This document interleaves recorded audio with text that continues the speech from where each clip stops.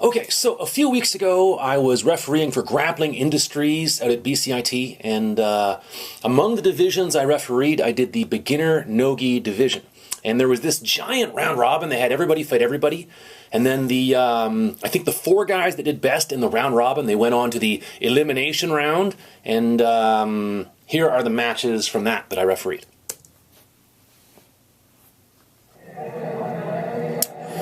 So this is the first semifinals. I'm the handsome fellow there on the left. And we'll see how this goes. So both these guys have kind of a wrestling background thing going on. And bear in mind, Grappling Industries, their rules are different than the IBJJF. First of all, and most importantly, there's no advantages. So you either do something or you don't. And that was clearly you do something. He got 2 there. That was a takedown. And the fellow over there has put it up on the scoreboard, so the guy on top is up by 2.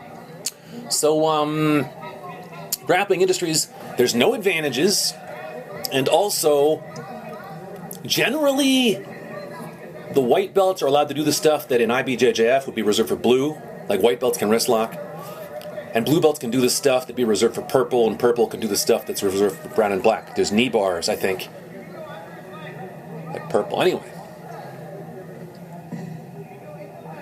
The fellow on top is trying to pass. There's the referee standing in the way. Get out of the way, hoser.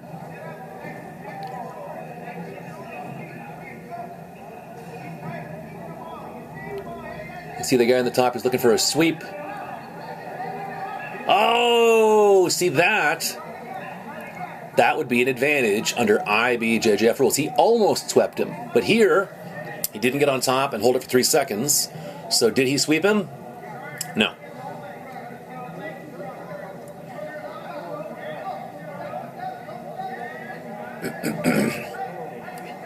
So the guy on top has his 2 points. He's trying to pass. The guy on the bottom's trying to sweep him and stuff. And bear in mind, there he's passing. He's got his 3. He's mounting. He's going to get his 4 in a moment here. There's his 4, you know.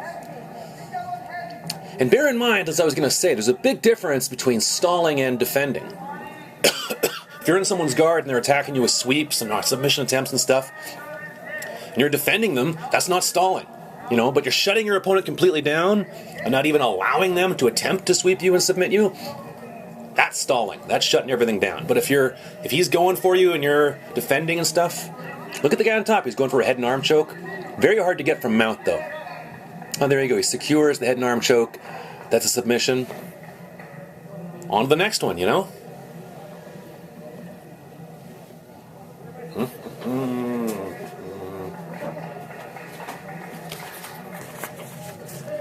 So here's the second one. This is the one I wanted to talk about. This is the second semifinals. The guy on the left, he's more of a guard puller. The guy on the right is more of a takedown kind of guy, top player.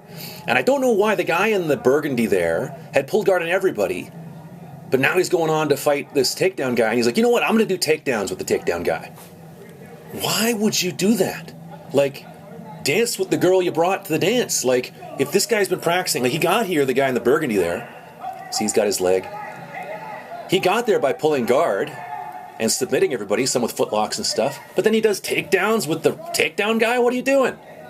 Anyway, he gave away his 2. And now the guy on top is up by 2.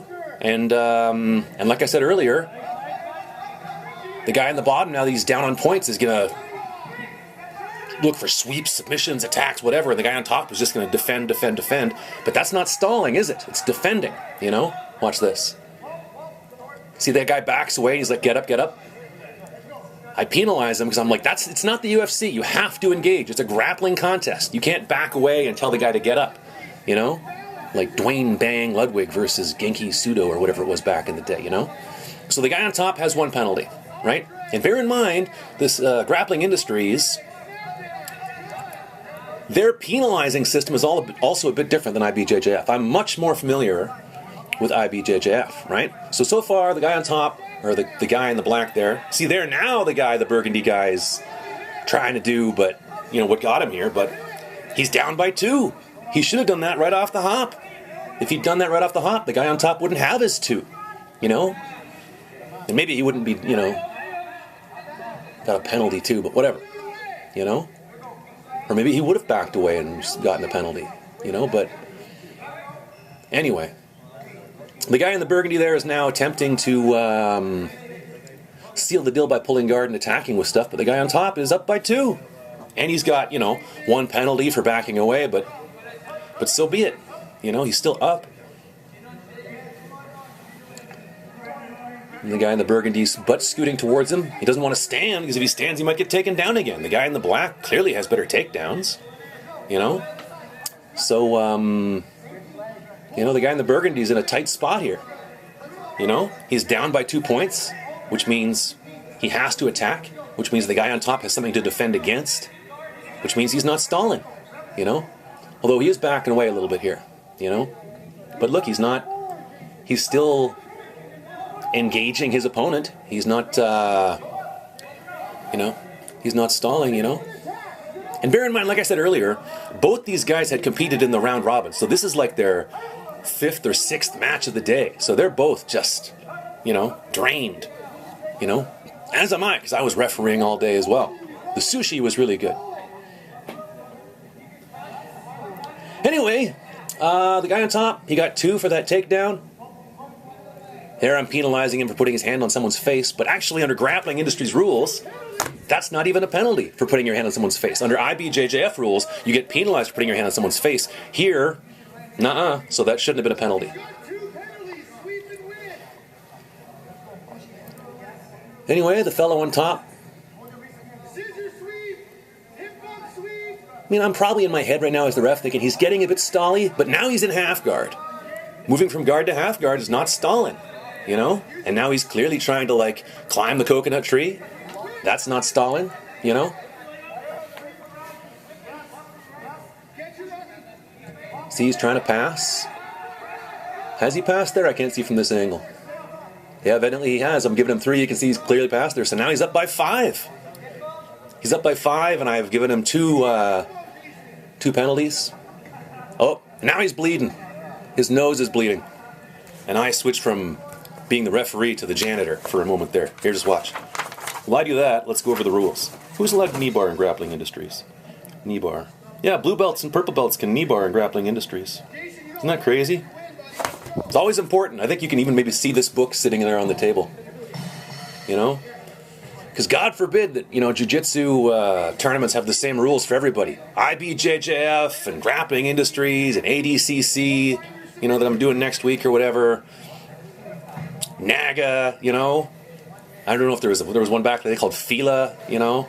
They all gotta have totally different rules to make everybody super confused and more likely to stab the referee in the parking lot. You know what I mean?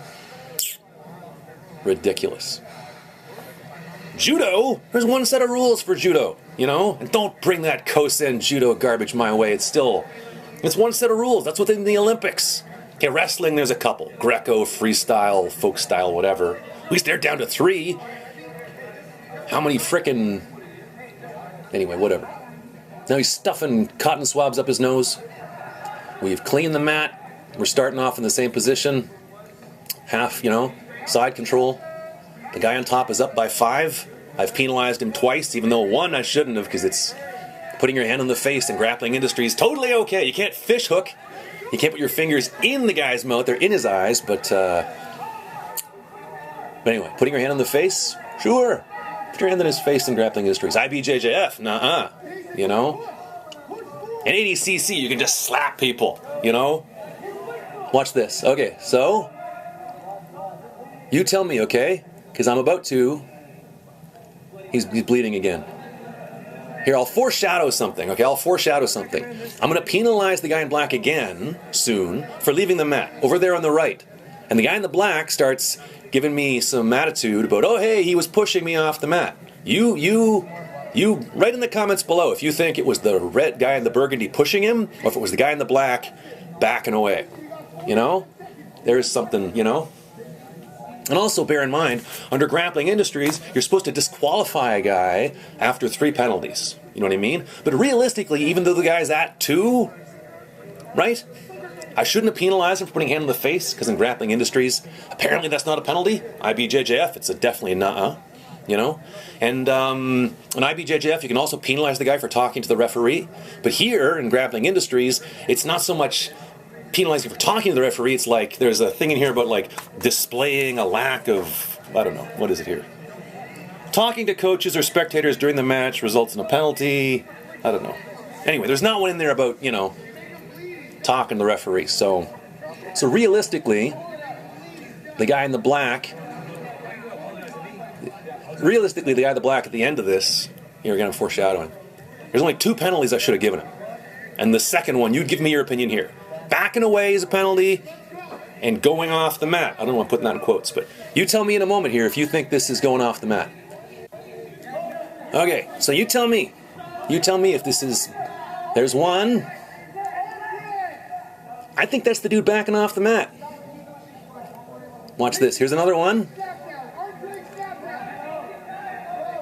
I mean, the guy's got his hand on the back of his neck. He's not pushing on his chest, it's on the back of his neck. Watch this, I'm like, all right, that's 2, let's see if he does it again. Watch this. Is this the guy in burgundy pushing him? Or is this the guy in black backing away? See, his foot went off. You couldn't really see it, but his foot went off the mat there. So now I give the guy in black a penalty for going off the mat, right? Watch this. See, third penalty is 2 points under IBJJF, you know? Actually, it's verbal, then advantage, then 2, then goodbye. So, and here I'm like, hey, do you want one for talking to the referee? So Grappling Industries doesn't even have one for talking to the referee, so. But he's got, definitely the guy in black's got 2 legit. One for backing away, and one for going off the mat, in my opinion. All right? And I've given the guy in burgundy 2, because I'm under the opinion this is the third penalty. And there's no advantages under Grappling Industries, right? And as you can see, there's only 8 seconds left. 7, 6, you know? So would you have disqualified the guy in black? I didn't.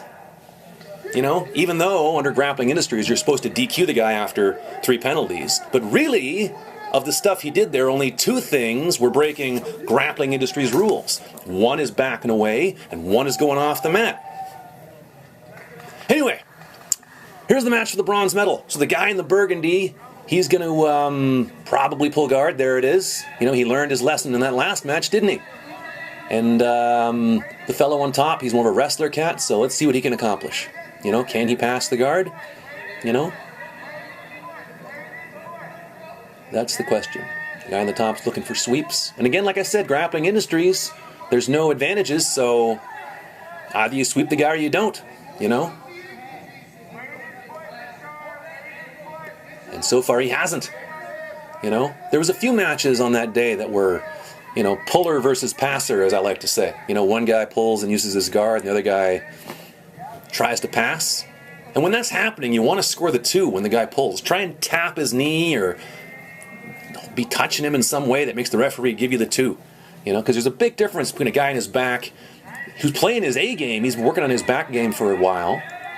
Big difference between that, him being up by 2, or him it being 0-0, or him being down by 2. Totally different games being played there. You know, guy on top now has worked his way into a half guard situation.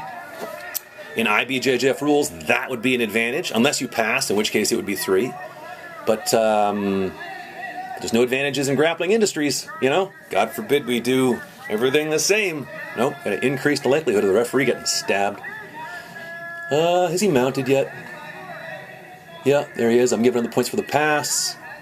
I'm giving him points for mount, 3 for the pass, 4 for mount, you know?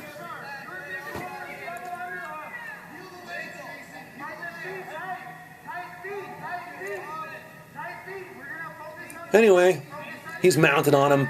He's up by 7, you know.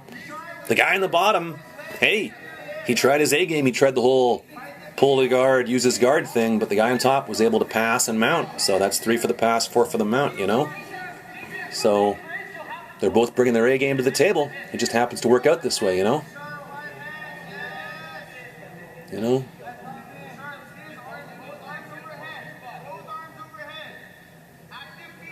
And the guy on top, he's looking to get the guy's arms up above his head. That's a good way to attack with, you know, you can set up arm locks, Americanas. I mean, there's not a lot of, like, legit no-gi chokes from mount. You can try a no-gi Ezekiel, but it's not very high percentage, you know.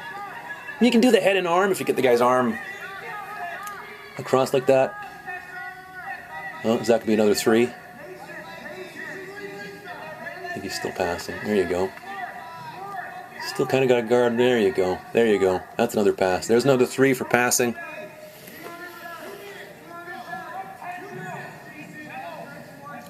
He's got side control again. He's mounting again. There's another 4. There you go. Yep.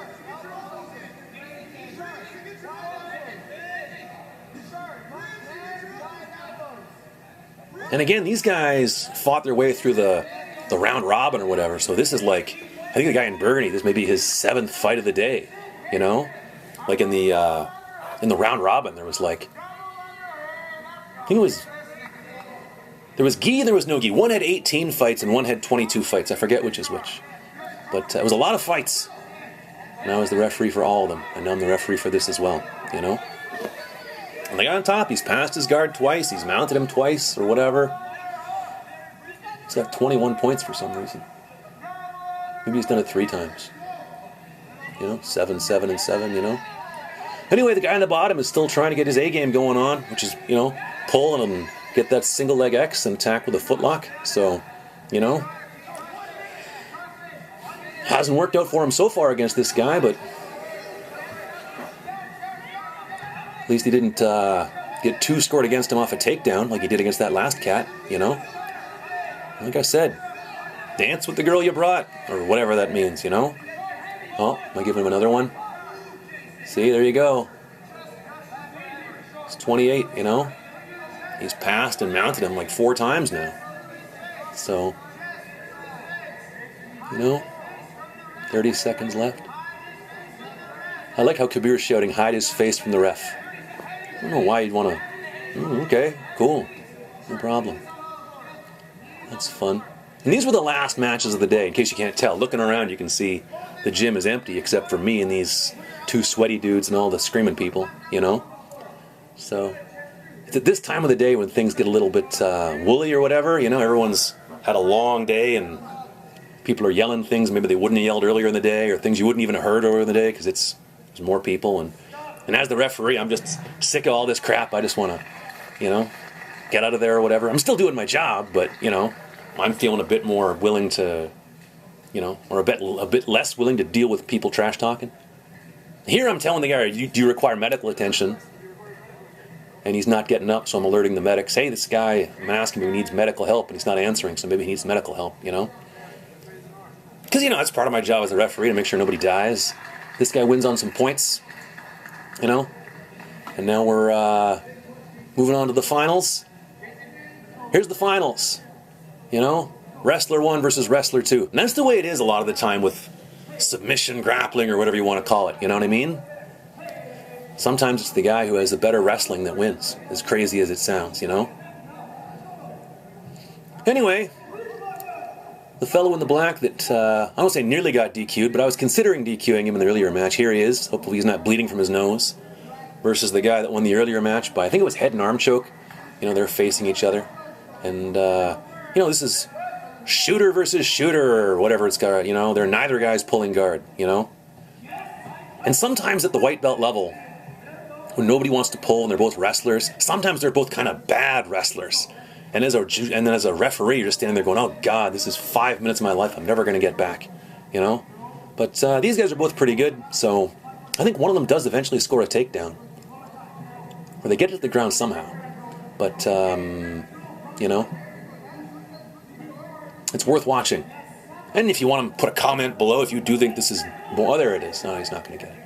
If you put a comment below about your thoughts on the match, maybe I'll respond to it. You know, oh, there it is. Look at him. That was a pretty good shot. You know? See, the other guy's trying to keep it on the mat because I warned him in that earlier match, you know? Put up with that trash. See, that was a pretty good shot. But that wouldn't even be an advantage under IBJJF rules, or maybe it would, because his bum was on the mat for a second there, wasn't it? Maybe that would have been an advantage under... Did I signal an advantage? Shows how late in the day it is. I'm starting to throw out advantages at Grappling Industries. You know? Ah, you silly bastard. Who hired this referee? Anyway, they're still going to one another, and both of them still looking for the takedown and stuff. And this is the kind of match where sometimes it goes the whole time limit and the referee has to pick somebody. And when they're both, you know, trying takedowns and neither of them are scoring, and you're, I don't know, who do you pick? You know what I mean? Sometimes it's hard to choose. As the referee, sometimes it's hard to choose the winner, you know? See? They're off the mat there, so I'm moving them back to the middle again. Yeah. Just to shake hands, that's very Canadian, very polite. You know? I've seen guys that want to shake hands and they just get taken down. I'm not going to shake your hand. As you stick your hand to shake my hand, I just shoot in and take you down. Not against the rules. Kind of a dick move, but not against the rules, you know? But anyway, these guys are both being, you know, polite Canadian fellas, you know, or whatever the term is. So, yeah.